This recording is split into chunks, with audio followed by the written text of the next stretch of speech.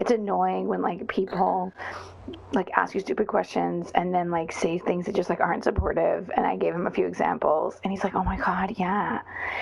And then he like pauses for 1 second and goes, but honestly, how are you feeling about what people are saying about the Cats trailer? Oh my God. God.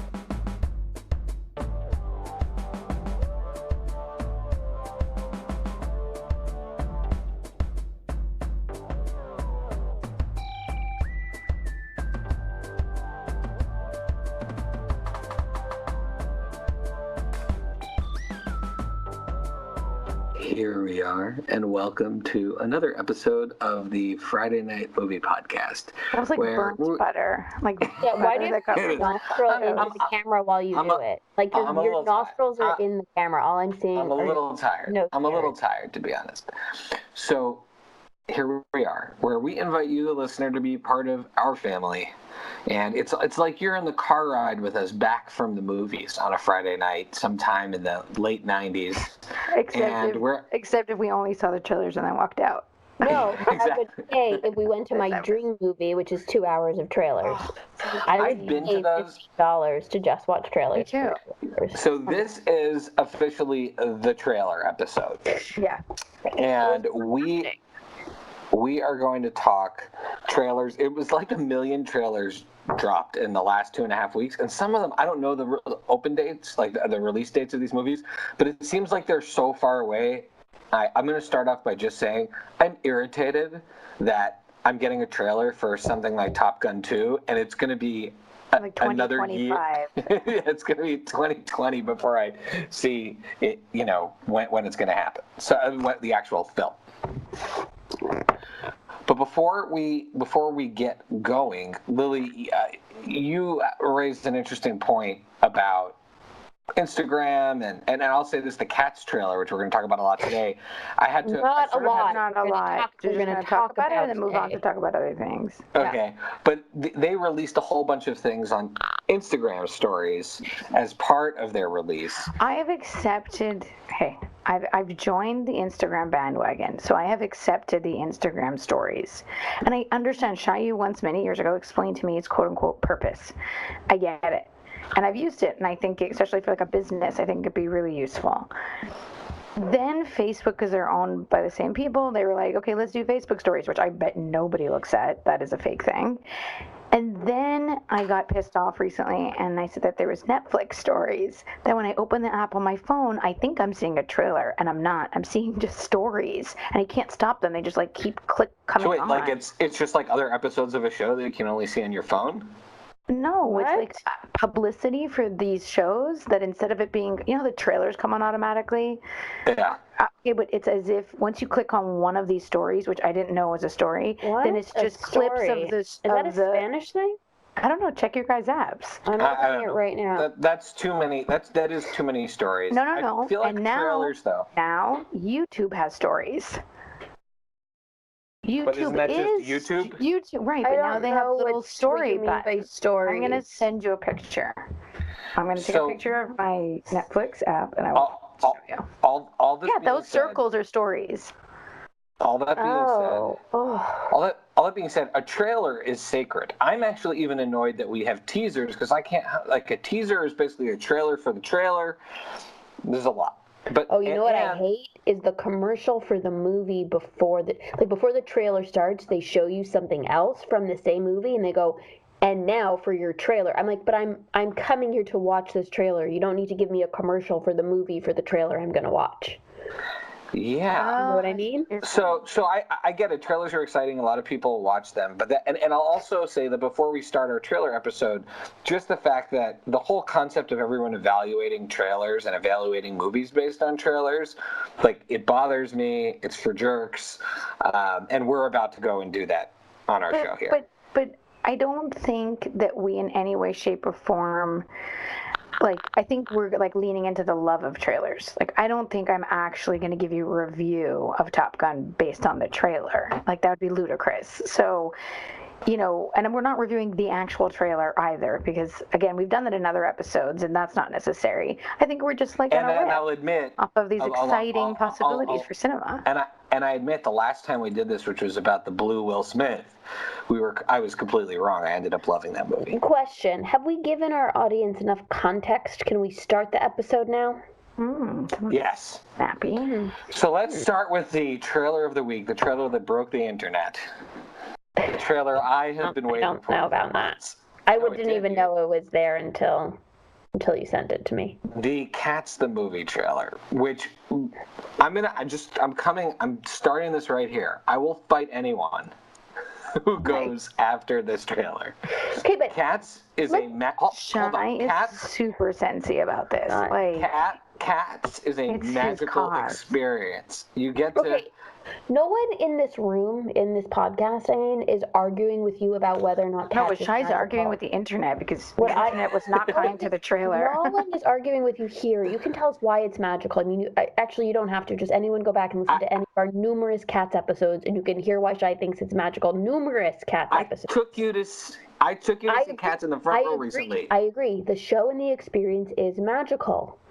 But I want to separate that from when you watch the trailer, how weird these cats look. Like, why can't we just use costumes? Why does the CG look like Judi Dench's face has been cut and pasted using, janky I want to know why their boobs are so big. Body? Don't the you CG feel like looks terrible, Shy. Cat boobs are so big? Is that inappropriate for me to say? Budget was not big enough on these cats. No, they're using a new technology. It's like a new thing, and it's terrifying. I don't think it looks terrifying. To me, I think if they had just put Judi Dench in a Broadway-level stage costume of cat hair, I would believe it more. Listen here. Do you not notice how gigantic their faces look compared to the super skinny cat neck bodies? But Jennifer Hudson looks scary. No, here's the thing. The play was done in a certain way with a specific set of costumes for the stage show. They couldn't simply just recreate that, so they're doing something that is daring and interesting, and I suspect is going to serve both the story and the imagery, because Tom Hooper knows what he's doing. Yes, but I don't think the budget was big enough on the CG because it's not CG. It's like a new technology that they're using. Lily's just making. I'm not. I watched a piece on it or whatever, and they were like, "We're doing the first time this kind of new motion capture." I hope what they did was that they rushed out the trailer and they haven't actually finished the compositing. And when you see the movie, it's a better compositing. I think Idris Elba looks badass as McCavity. I think Jennifer Hudson is going to crush memory, and I think no one's questioning her ability to crush memory. And I think Dame Judi Dench is a choice that was made. Is an awesome choice for Old Deuteronomy doing the gender play. I feel like Cats might be like a getting your middle-aged dude like affinity, because one of my favorite tweets that I read about it was this guy wrote, "I showed my wife the Cats trailer and she said this is the final straw and left the house."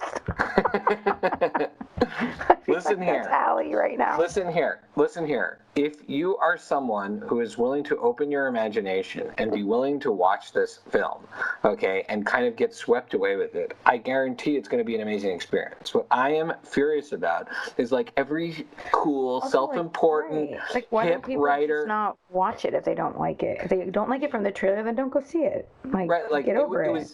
Like yesterday, the cool thing to do was write like 35 questions about like what was wrong with the Cats trailer. And people are asking questions like, wait a minute, these are cats, but they're people? I'm like, do you not know that this was a play where people were anthropomorphized cats and that it's kind of a strange ballet, like a little bit like Right, it's not the Lion King. It's not the Lion King. And people were like, wait a minute, it's in Trafalgar Square in the Victorian era, but there's neon lights. I'm like, it's a movie where people are playing singing cats and we're hung up on the continuity. I think people are being so obnoxious to the point where a lot of these writers are borderline cyberbullying the people that are making this movie. And I think they think it's so fun and so cool and so hip to bash cats. And I also think there's like a certain contingency of people that are taking it too personally. Maybe I'm taking it a little bit personally, but I will say this. I will say this. I am as worked up about the people prematurely bashing this movie as I am people, critics, liking The Last Jedi without actually thinking about how it fits into Star Wars. It's kind of the same argument, which is you're people who don't like cats already and who don't like the universe of cats, and you're making fun of it more. The same way people who like, anyways, The Last Jedi. But Chad, quite seriously, at the same time, do you not feel comforted / vindicated that there is an entire population of movie executives, actors, agents, managers, distributors, and marketing that are with you, choreographers that are with you behind Cats and believe in it as much as you do? Yes, that's right. People made this movie, and in the end, it's going to go down as awesome. I suspect. Again, I love the Les Miserables version, the Les Miserables that he made. Anyways, I will get off my soapbox, but I will say to people, keep an open mind. Break out that soundtrack, sing a little Magical Mr. Mistopheles. Maybe do a little research, people. Like, check out what the Broadway show is about. Like, get a little bit of background. Like, this is not an original movie that people just made in 2019. All right, I will leave it there. Now let's talk about something that I think universally gave people the chills and probably has about as sensible a plot as Cats, and that is the sequel to Top Gun. I think Cats makes more sense. 100%. It comes from literature. There's poetry behind it. I was sitting with my husband, and like everybody our age and older than us, like, and even maybe a little bit, just a teensy bit younger than us, like, that movie's iconic, and we're sitting like with each other, and he's just like, we watched the trailer twice, and he goes, but what is it about? And I was like, does it need to be about anything? Like, does it matter? What was the first one about? I think the first one was just about him flying a plane, and now he doesn't want to stop. It sounds like a good plot to me. I am sold. Cannot wait for. I wish they hadn't shown me the trailer because I can't handle the waiting period between seeing the trailer and when the movie will come out. I need to see it now. And also, Tom Cruise walks that fine line of the like one last celebrity that we have. That's like, I don't want to hear anything else cuckoo about him. Like, whatever his personal religious beliefs are, he seems like he's generally somewhat, I don't care. He just like, doesn't matter. Like, just hang in there, Tom. Like, I want to just not have to hate you. And like, I love his movies. He's, an iconic movie star of our childhood. And it's just, I love seeing him. Like, even Arnold Schwarzenegger had like Scandal with like his home life and stuff like that. I'm just like, it's just great. Tom Cruise is in a blockbuster. I still get excited, like, it's right. And to his credit, look, I'm not going to vouch for any of these folks as people, quote unquote. Right. Like, I don't really care as long as they don't do anything boring. But to his credit, his blockbusters are still legit blockbusters. Yep. He's not only doing like meta ironic blockbusters or playing like fake monsters the way De Niro was playing it in Analyze This, right? He is like, that last Mission Impossible movie, well, not my favorite movie ever, is an absolutely fantastic movie. No, he brings it. And like, he's so involved in his movies that he cares as much. No one had to convince him to do Top Gun, and twist his arm. He's bringing it to the people. And you feel like he's driving the plane. Yeah, I mean, he's literally flying the plane, but he's driving I don't know how legit these movies are. I feel like it's because his weight is behind it and his experience is behind it that Top Gun is. I trust that Top Gun 2 will actually be a good movie because he's in it, because you see what he's done with Mission Impossible. Right, it's like they did like a Top Gun sequel where it doesn't look it's like a whole new set of people and they're just using the name and like the branding of the 80s for it. I also have to say that I am so incredibly excited that Jennifer Connelly is in it, because she's an iconic 80s actress as well, and I think she's brilliant. She's in it? She plays the love interest. Oh, I missed that. No, I think Val Kilmer is supposed to be in it too. He is supposed to be in it. It looked like there was is there a new volleyball scene in the commercial, or is that just a flashback to the old volleyball scene? I don't know. Again, but I mean, if there is a volleyball scene, I support it. I take Me it. too. Exactly. Let's dust off Kenny Loggins, have him play some poppy I music. might need to watch Top Gun tonight. And again, that's one that doesn't entirely make sense, but doesn't matter. My thing is this: is that if his character doesn't die in this film, is this actually his next franchise? And suddenly Maverick is going to he's going to fight robots in this movie, and then aliens in the next movie. And also, you have the caliber of a Jennifer Connelly by your side. He can do anything. She will elevate the acting in this movie. Truth. That is true. Okay, let's move on to the next film trailer. Another one that is a reboot from our childhood, and this is Jay and Silent Bob, the reboot. Now, I love that first run of Kevin Smith movies, with Jay and Silent Bob Strike Back being the kind of bookend of that first era of his movies. And it's a kind of a crazy movie. It's basically every meta joke from all of his movies in one movie. It's super uneven, but it has some super hilarious parts. And now they are revisiting it. And I want to know what you guys think about both the trailer, but also the return of Jay and Silent Bob. Okay, so what I was actually focused on in the trailer was not, what's this movie going to be about? Is it going to be good? It was the feeling that I had of the return of Jay and Silent Bob, and where I was left is feeling is it weird to be sharing Jay and Silent Bob with this generation of kids in this way? It's not like they have to go back and discover Clerks or discover Mallrats. We're putting out a new feature for them, and I wonder if people. But is it for them? I feel like it's always for the old fans. I know it's for us. No, I know it's for us and for the old fans, but I almost feel like they're not gonna get it. They're not gonna get, this is our thing. I don't know how to explain it, but I feel almost protective over this cluster of films and of these characters because they were so exciting and influential and different and I think groundbreaking for us as kids and teenagers. And then now to bring it back in a new feature film, I feel a little bit like I don't want other people to ruin it for us. You know what I mean? So I'll take this take. I think that Kevin Smith has continued to become this such the man of the people, such the ultimate super fan, and so important to the comic book and nerd world that. And he still obviously remains close, and he's very emotional. I don't know if you read his Instagram thing. Oh, yeah, his Instagram is super intense. It's super intense, and he's very, very straightforward about his relationships with people and how even Melissa, he wrote this beautiful thing about Melissa Benoist, who plays, or Benoist, I don't know how to pronounce it, Benoist, who plays Supergirl, is going to be in the movie in a cameo, and how grateful he was for her. And I think he's so beloved that it's okay to come back into this universe whenever he wants to,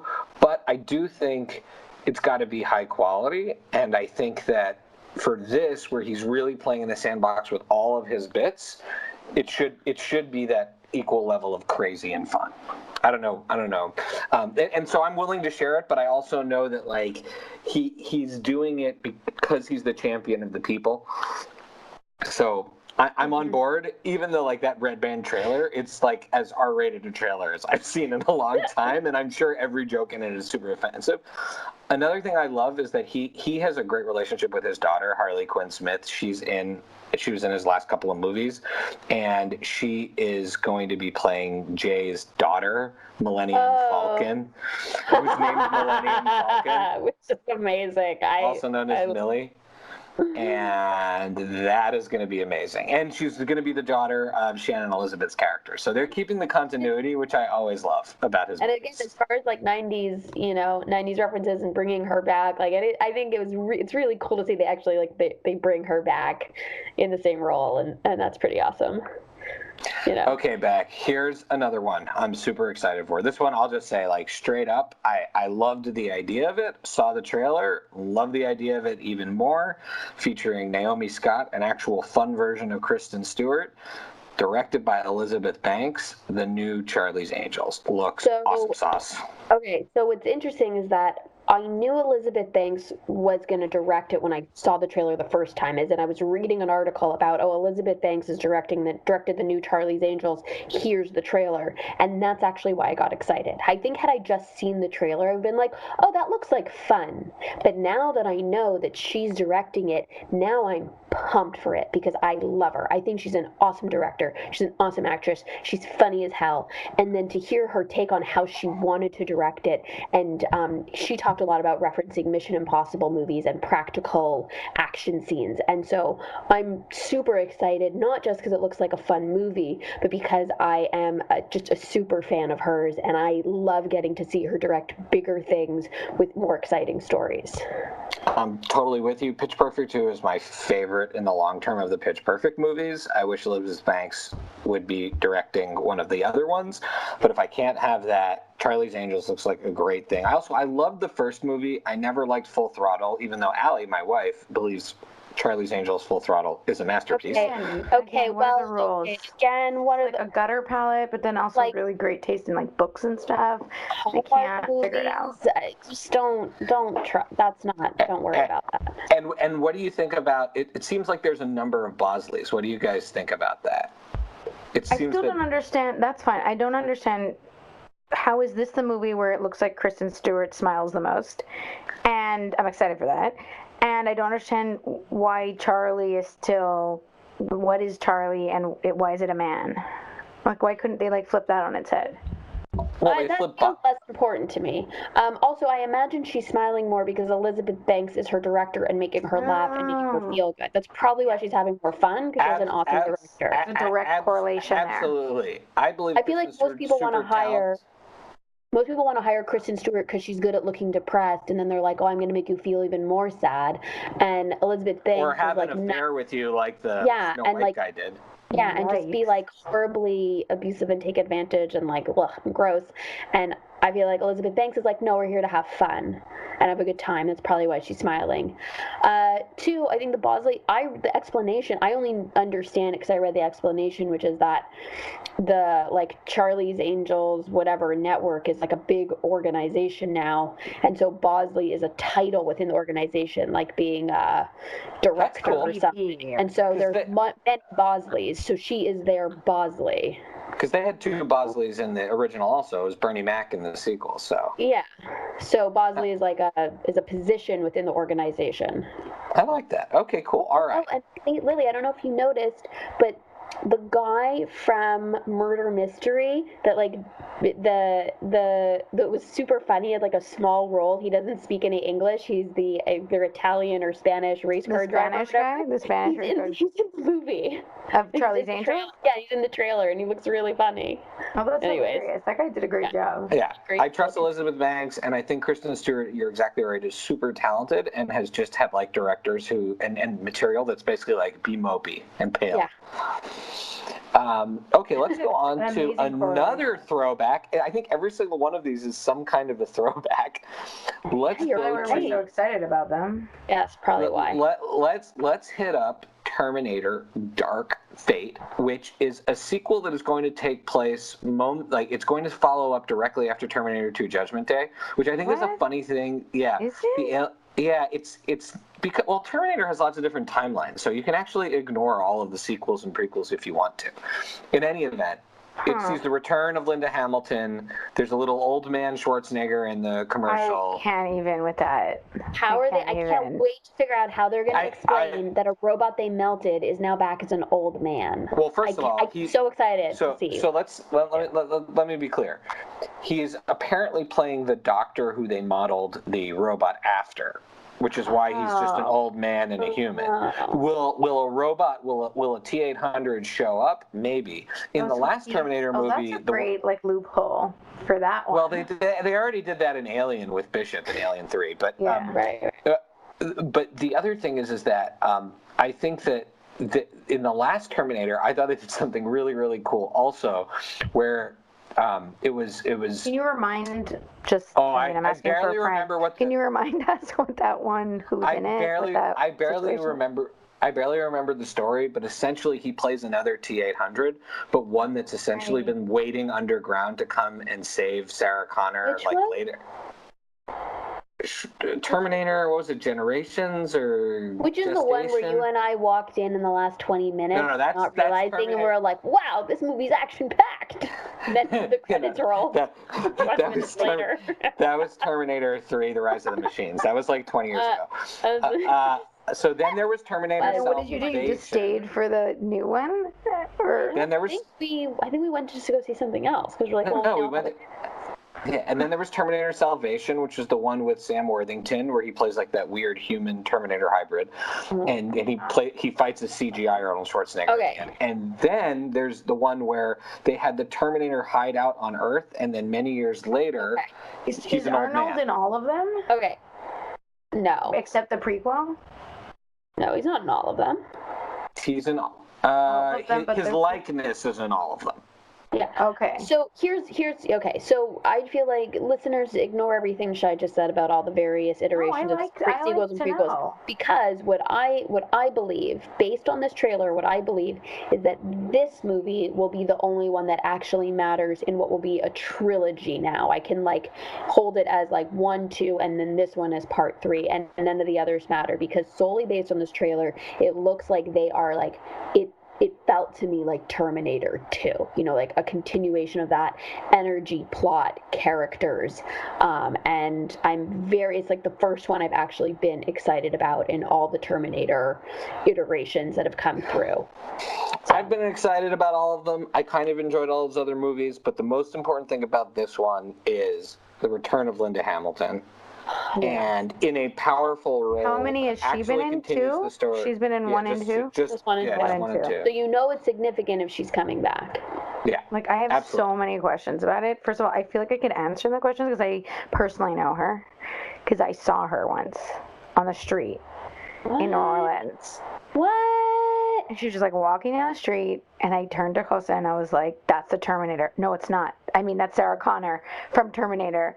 Sarah Connor. And he just looks over and he's like, Sarah Connor, and like kind of like a foreign Arnold Schwarzenegger voice. I was just like, can you believe the that most her surreal whole life? Moment.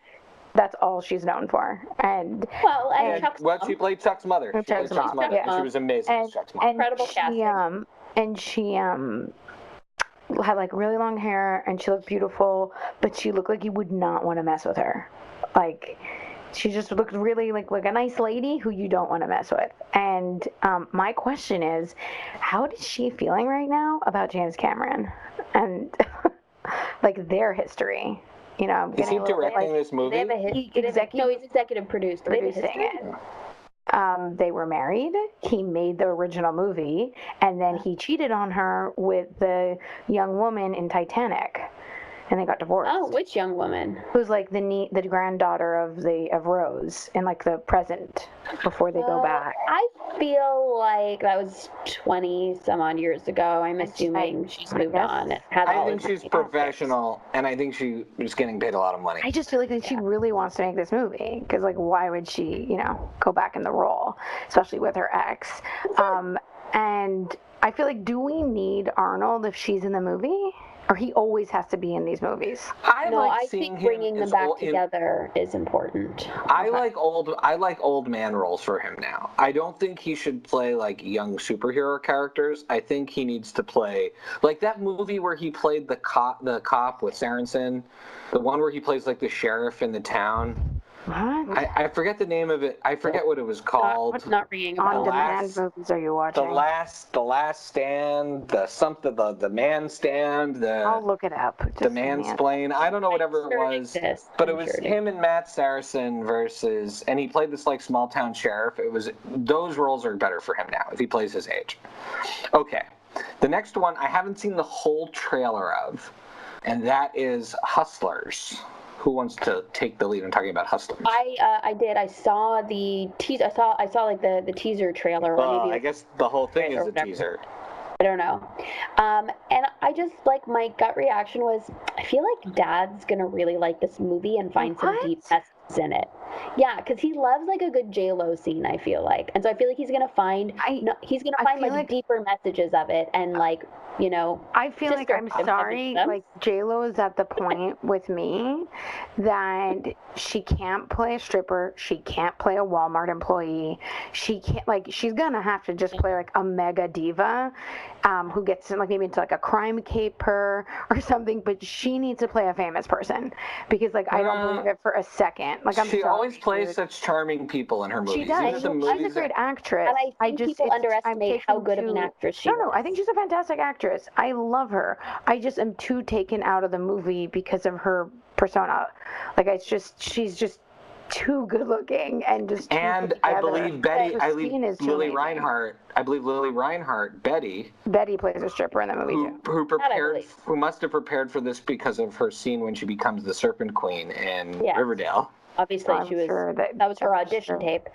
But hear me say it now, and we'll check back in after this movie comes out. I bet you anything, our dad will really like this movie, but he'll like it on like a very intellectual, feminist level, and he's going to explain it to us that way. It's going to be great. I suspect the women who are doing this movie because it's going to have an empowering edge to it. I don't think this is going to be like Magic Mike 2. I don't think it'll be trash. I think it looks terrible. I actually think this is one of those things where they're cutting a trailer to look a specific way because they think people will only go see this movie if they think it's boobs and trash, but really it's probably a much more sophisticated film. That's my hope, at least when you see all these women collected together. I hope Julia Stiles,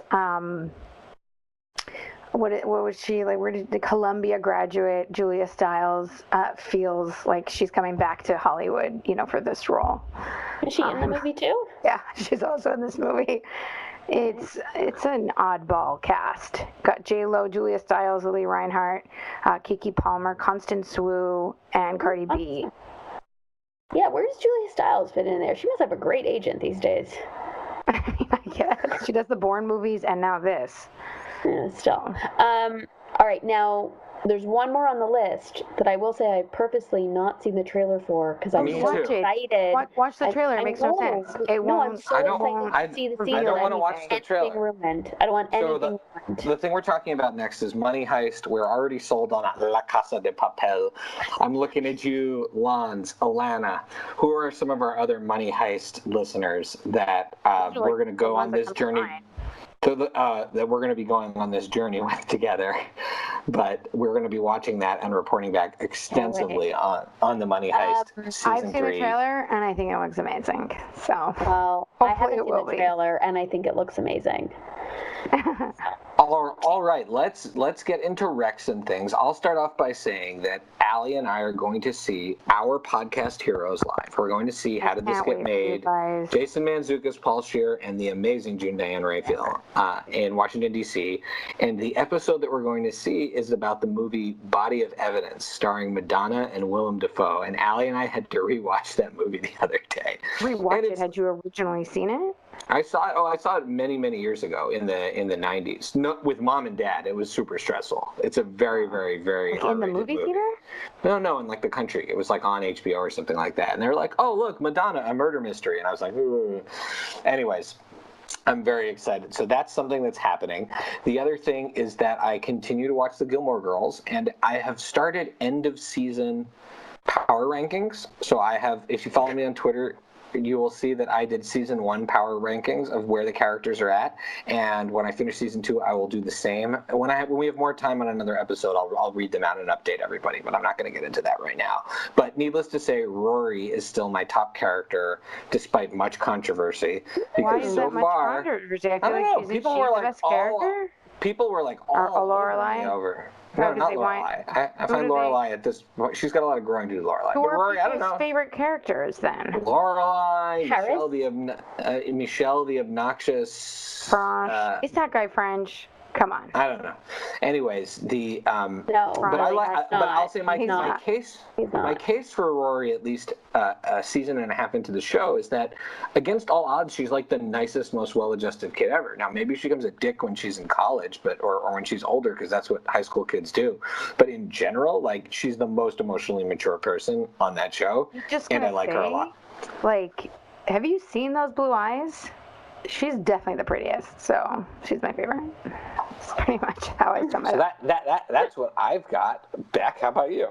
Okay, I can't remember if I mentioned it on the pod already, but YouTube, it's available on YouTube. Tig Notaro's Under a Rock. I've probably You said have, it already. yeah. It's great. Amazing. And The Shai was like, but Mars, Glenn Howerton isn't famous, so why is that? well, it's also people who are willing to be on the show. It's also, I think, a combo, but it's just also Yeah, it's a great. combo. It's a great, it's such a great episode. Veronica Mars released season 4 on Hulu. I've only watched half of the first episode. It's definitely much more R-rated than all the previous episodes because I guess it's on Hulu, so there's like cursing and stuff. Only halfway through the first ep, and I am so happy to be back with them. Oh yeah, So I love them. Yeah. They just need to give us 8 episodes a year for the rest of my life. The rest of our life. And you know what? Veronica Mars is a very particular character. And so to see her again is just, I'm so excited. She is, as far as female characters, her character, I think, is ahead of her time, given where we are right now. I think if Veronica Mars, the original Veronica Mars, was out now, it would be like hailed and understood for what it was at the time. But at the time, it's sort of this odd show that people think is supposed to be like a teeny bopper show, but it's a pretty edgy show.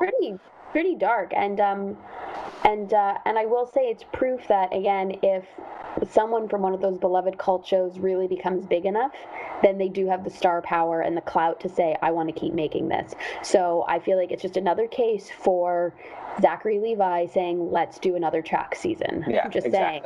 Hopefully he gets big enough, him and Yvonne Strahovski team up again. So still rooting for that. Last night I went to go see a live comedy sketch show, which was exciting to get out of the house. So I don't know if Second City is touring in your city.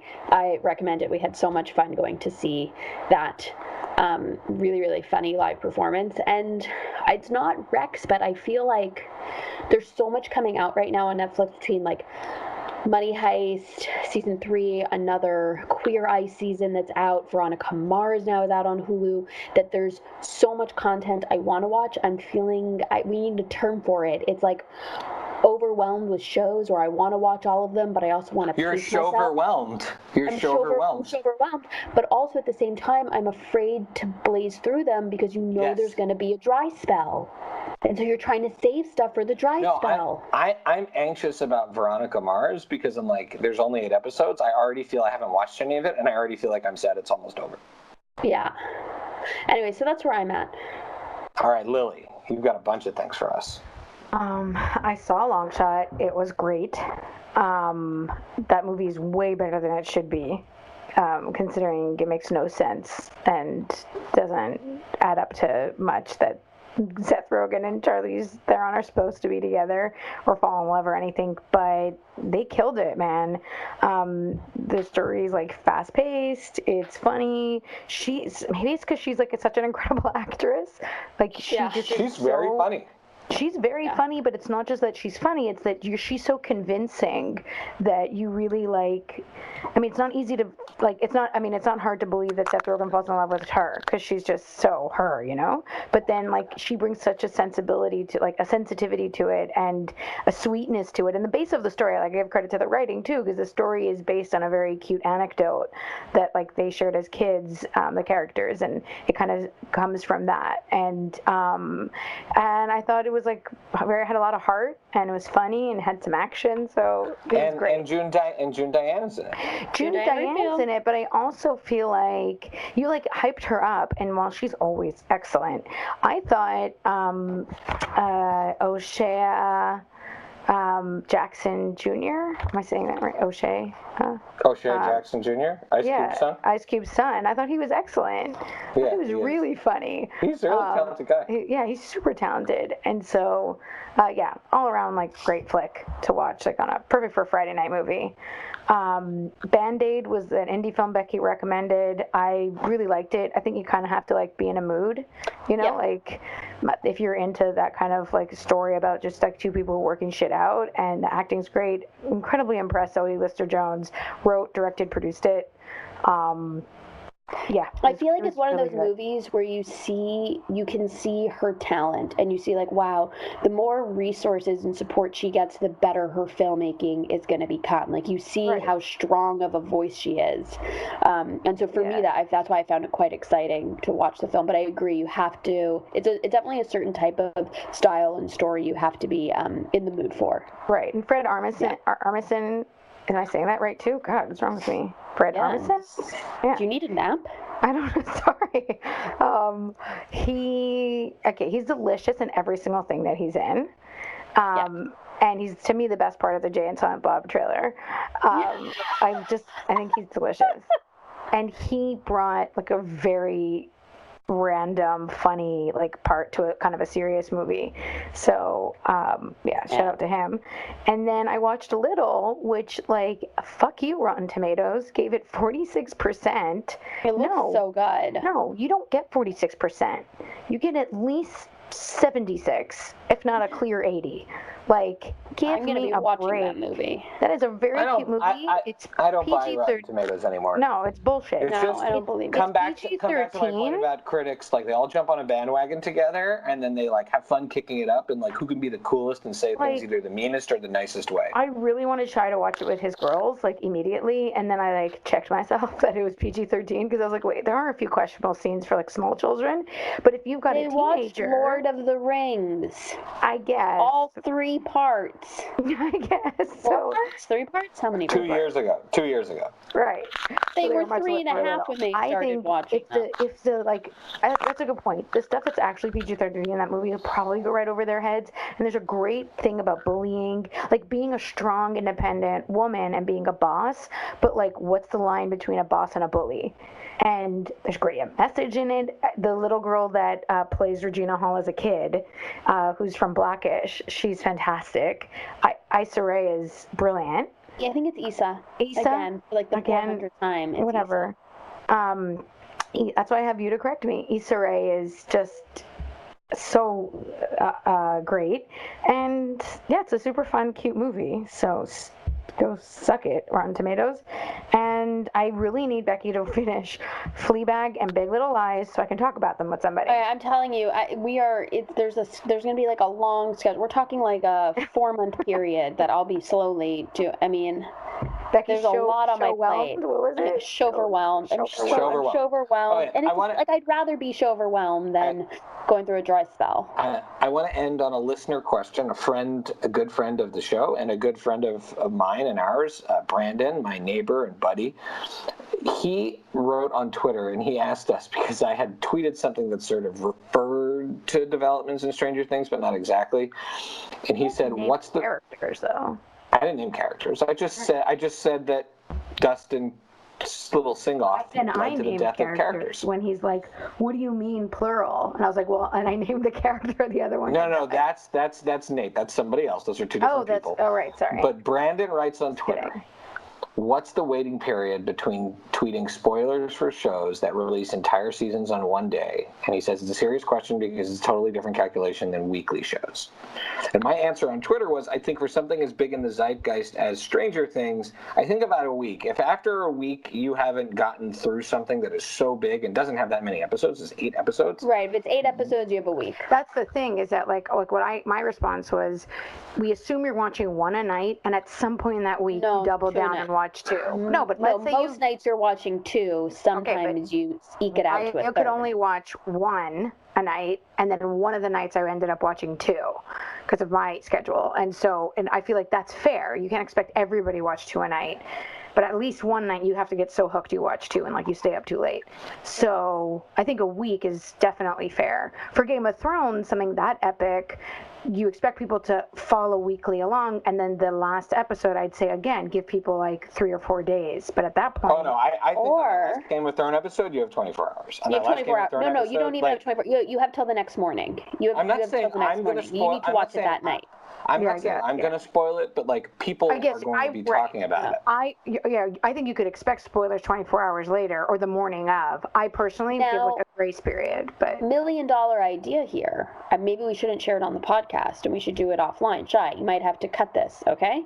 $1 million idea. Why can't we create an app that does like a filter to block spoilers. So it finds Instagram or Twitter I know posts that with certain my brother-in-law keywords and it had filters to it out. get off all social media because he has been like working on a crazy schedule and hasn't been able to see the last season, and so he's like stopped. He's like on like dark blackout of all social media and all So is that why digital he doesn't? news.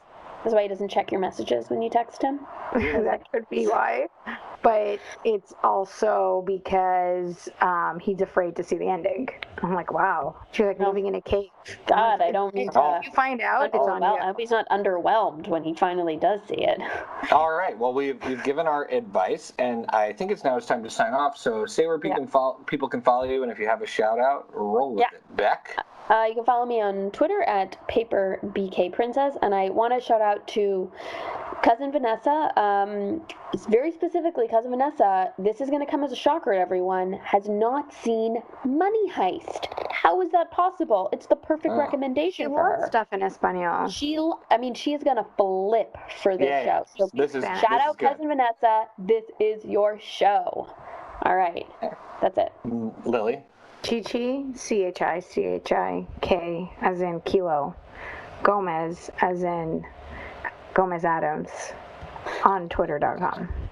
That's now my handle. And you can follow me at Charlie Pancakes. Home, Italy.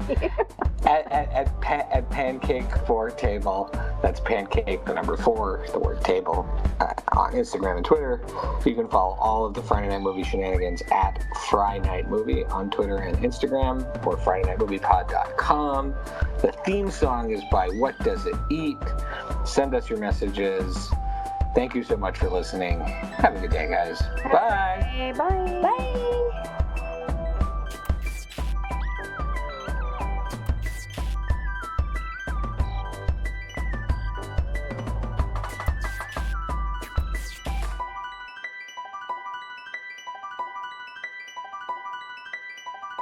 All right, I gotta go. It's very hot in Dad's office, too. You're wearing a sweatshirt. Take off your sweatshirt. Yeah. All right, I love you. What are you guys doing the rest of the day? What are you